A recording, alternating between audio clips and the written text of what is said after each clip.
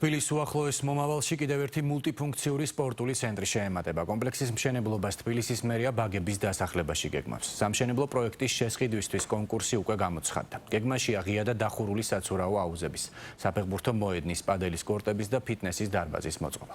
გარდა იმისა, რომ ადგილობრივებისთვის თანამედროვე სპორტულ ინფრასტრუქტურაზე ხელმისაწვდომობა გაიზრდება, სპორტული ცენტრის სერვისებით უფასოდ ისარგებლებენ 60 წელს გადაცილებული მოქალაქეები. ახალი პროექტის მიზანი ჯანსაღი ცხოვრების წესის პოპულარიზაცია.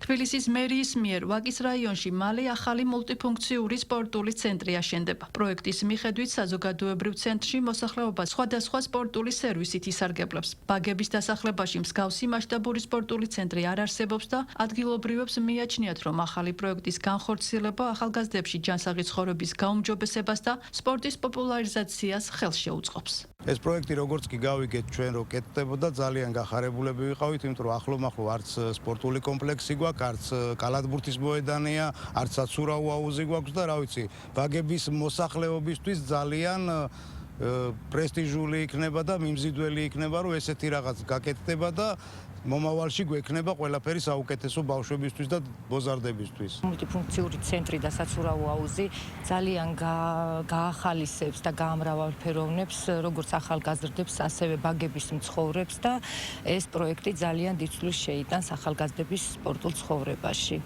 მულტიფუნქციური სპორტული ცენტრის მშენებლობისთვის პროექტის შესყიდვის მიზნით თბილისის მერიამ კონკურსი უკვე გამოაცხადა. საზოგადოებრივ ცენტრში საცურაო აუზების და სპორტული დარბაზების მოწყობა იგეგმება. დედაქალაქის მასშტაბით ორი მულტიფუნქციური ცენტრი უკვე ფუნქციონირებს. დიდი დიღმის, ვარკეთილის და ვაკის შემდეგ მსგავსი პროექტის განხორციელება დიღმის მასივშიც იგეგმება. მიზანი ჯანსაღი ცხოვრების პოპულარიზაცია.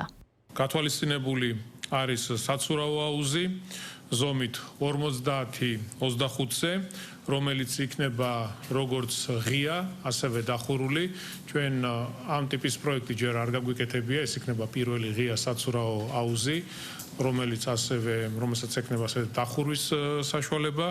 გარდა ამისა, დახურული ტიპის აუზი გვექნება შედარებით პატარა, მცირე ზომის, ასევე გვექნება დახურული 7-7-ზე ზომის საფეხბურთო მოედანი, რაც ძალიან მნიშვნელოვანია, ფიტნეს დარბაზი, პადელის კორტები არის გათვალისწინებული.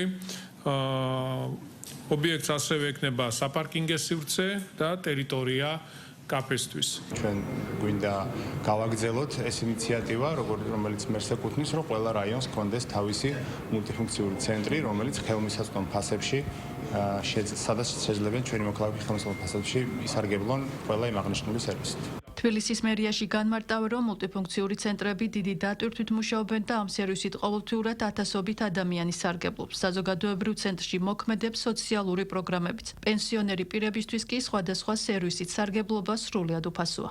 დაინტერესება ძალიან დიდია, ორივეში ერთად ამ ეტაპზე დაახლოებით 7-8,000-მდე ბენეფიციარი სარგებლობს, თუმცა რიცხვი მზარდია და ყოველთვე იმატებს.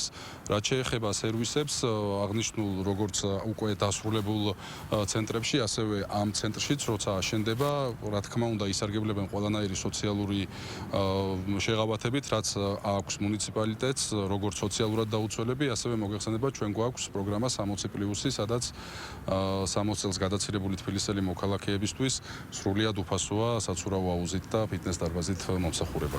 ვაკის რაიონში მულტიფუნქციური სპორტული ცენტრის მშენებლობის დაწყება რამდენიმე თვეში იგეგმება.